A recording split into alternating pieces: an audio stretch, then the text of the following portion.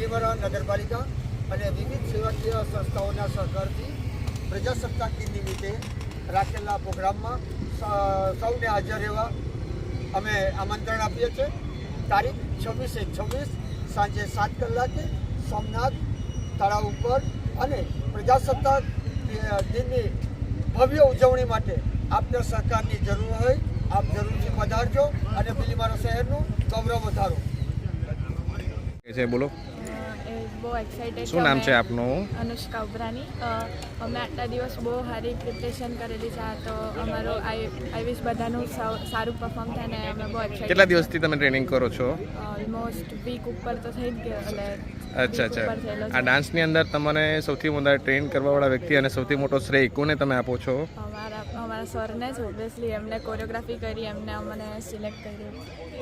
Okay. મારું નામ પરમજીત કૌર છે. શામાં ભણો છો અને કયા સોંગ પર આપ પરફોર્મન્સ આપવાના છો? હા, અને અમારું એક આખું એક્ટ છે, એમાં અમે બતાવવાનું નાટક પ્રિપેર કરેલું છે. બધા જ સોંગ છે. અચ્છા.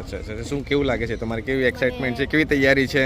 સારી તૈયારી ચાલી રહી છે. શું કે છોકરીઓ કેવી રીતના પરફોર્મન્સ માટેની તૈયારી રાખી રહ્યા છે? સારું કરતા છે બધા.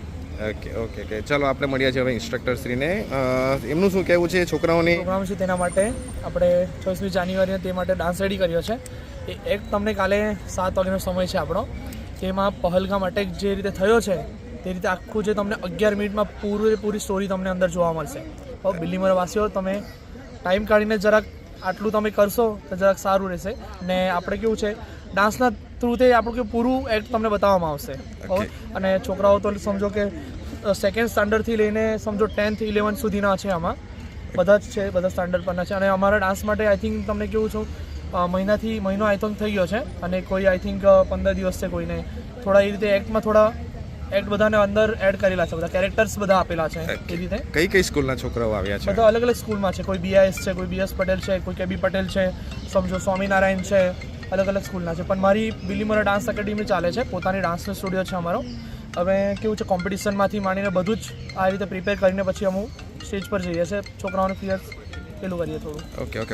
ખૂબ સરસ. એટલે વાત ખરેખર જોવા જઈએ તો નાના છોકરાઓની જે એક્સાઇટમેન્ટ છે એ એક્સાઇટમેન્ટ ઘણી ખરી જોવા મળે છે. કારણ કે આવતીકાલે આવી